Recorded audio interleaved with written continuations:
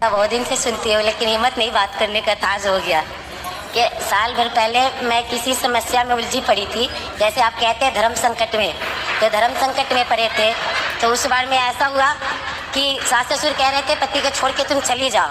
मैंने कहा नहीं, जब सही थे तो साथ में थे, तो अभी भी मैं साथ में रहूँगी। तो फिर पति भी कहते थे कि नहीं, बच्चों का पेपर है, तुम चली जाओ। हमने कहा नहीं। फिर मैं अपने प्रभु से एक ही अरमान पूरा करी कि मेरे को धर्म संकट से बचा लो। तो उन्होंने बचा लिए, मैं अपना दोनों कर्तव्य पूरा कर ली। लेकिन उस बार मैंने ये कही थी अगर पति सही सलामत मेरे हो जाएंगे तो उनको मुझे पोथी पाठ बैठाना था। तो मैं पोथी पाठ पहले पूर्वजों के बैठाऊँ कि जो कही थी उनका बैठाए। आप जब बैठाएंगे तो उसमें पूर्वजों का भी हो जाएगा, कहीं बात भी पूरी हो जाएगी, दोनों हो जाती है। एक और बात गुरु जी, मेरे घर के पीछे नशा मुक्ति केंद्र है। उसमें ना जैसे लड़कियां भी रहती है, औरत भी रहती है, बूढ़े गुजर सब रहते हैं। तो जैसे हम छत पे चढ़ती हूँ तो उन्हें देख के मुझे दर्द लगता है कि मैं इनको आपका एक बार संपर्क करवाऊँ। तो मेरे पति तो नहीं जाने देते उसमें, कहते नहीं उसके अंदर नहीं जाना है। तो आप भी कहते लकीर पार मत करना ना, तो वो हो जाएगा। भाई आपका भी बात सुनना है, उनका भी बात सुनना है। तो वहाँ पे वो नशा मुक्ति वाले नशा छोड़ने आते हैं, नशा छोड़ने आते हैं, लेकिन वो छोटे लड़कियां, बड़े लड़कियां, जैसे हर क्लास। तो लड़कियां भी नशा करती हैं जी, उसमें सब रहती है। और जब मैं छत पे चढ़ती हूँ ना तो उन लोग को देख के मुझे अजीब सी दर्द होती है कि आप कहते हैं कि बुरे संगत होते हैं, इंसान बुरा नहीं होता है। मैं सोची उनको जाके बताऊं। उनको ये बोल सकते हैं कि वो लोग कथा सुना करें। तो मैं बाहर से गार्ड को तो बोल देती हूँ, पर मेरे पति तो अंदर नहीं जाने देते हैं। नहीं, अंदर जाके भी आप बोल सकते हैं कि आप बेटा कथा सुना करो।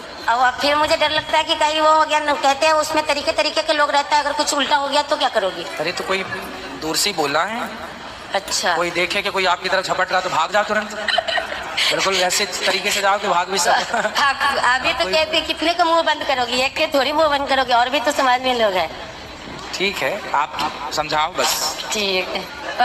और गुरु जी, एक इनकी समस्या के लिए मैं आई हूँ, अभी इनकी उपाय बता दीजिए, आप क्या करें? क्या? कि आप इनको जाने के लिए तो बहुत तैयार थी अभी, लेकिन उन्हें पति देव तो खैर 3 साल से कोई बात विचार होती ही नहीं है। लेकिन सास कह रही है कि मैं तलाक दे दूंगी, मगर पति देव आ ही नहीं रहे हैं। तो सास अपनी बहू को तलाक देगी? हाँ, सास से सब कुछ जड़ सास है। बहू को तलाक कब से देने लग गई? सास से सब जड़े हैं, जो ऐसे कहेगी वैसे करते हैं। तो ये जाने के तो तैयार है, लेकिन 4 दिन 5 दिन फिर बिना खाना पानी के। तो सास से तलाक होना है कि पति से? पति आ ही तो नहीं रहा है, अगर आ जाता तो समस्या के समाधान हो जाता। चलो बात करो। लो बात करो। उन्हें बुलाया था, फोन भी करा था, लेकिन वो नहीं आए थे। क्या करते हैं आपके पति? वो हौजरी का काम करते हैं, सिलाई का।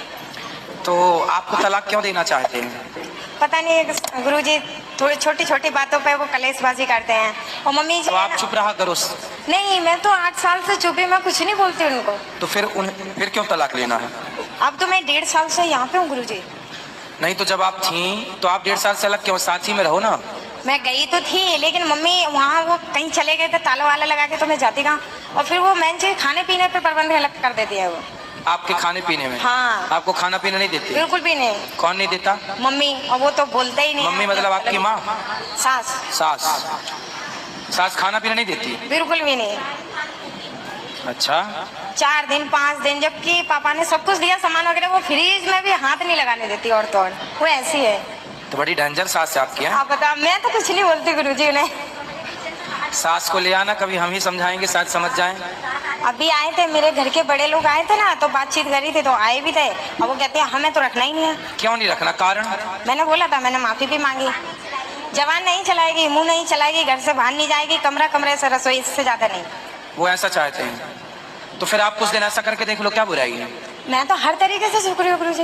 नहीं, वो कह रहे हैं इस कमरे से उस कमरे में रहना है, तो आप रह भी लो ना। मैं तो रह रही हूँ, लेकिन वो छोटी छोटी बातों पे आपको बताते रहे हो, छोटी छोटी बातों पे शादी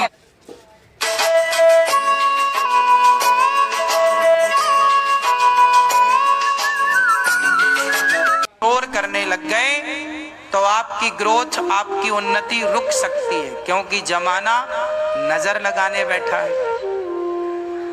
लेकिन दुनिया आजकल, ये बात अक्ल कम लोगों को है, आजकल लोगों के पास पैसा आता है ना, वो पहले दिखावे की जिंदगी। ए देखो मेरे पास गाड़ी, पैसा आया सबसे पहले गाड़ी ले आए, बड़ा मोबाइल ले लिया, ब्रांडेड कपड़े ले आए, भले बाद में फटे पहने।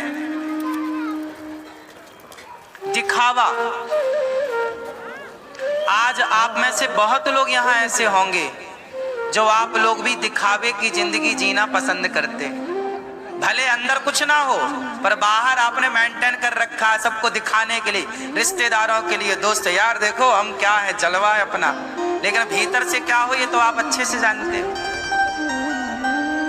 कुछ लोगों के तो घर में दाल रोटी का जुगाड़ नहीं है, लेकिन बाहर से ऐसा दिखा रहे हैं कि हम बहुत अमीर हैं। क्या मतलब कि ऐसी अमीरी? दिखावे से क्या पाओगे? बहुत लोग हैं जो बैंक का कर्जा लदा पड़ा है सिर पे, कर्जे में करोड़ों का कर्जा है। भैया सबसे सुखी व्यक्ति कौन है बताओ? एक तो है कि जिसके पास संतोष है वो सुखी है, लेकिन एक परिभाषा और है महाभारत में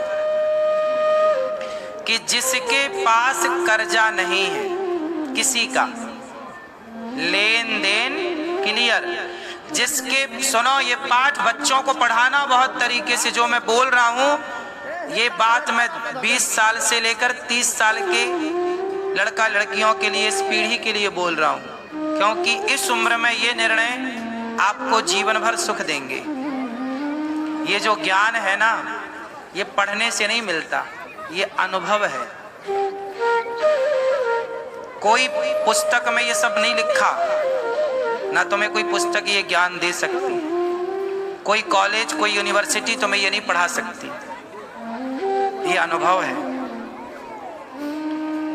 कितना भी बड़ा आज का युवा हो, लड़का हो लड़की हो, पढ़ा लिखा हो, वो लोग गलतियां कहाँ करते हैं? यही गलतियां करते हैं।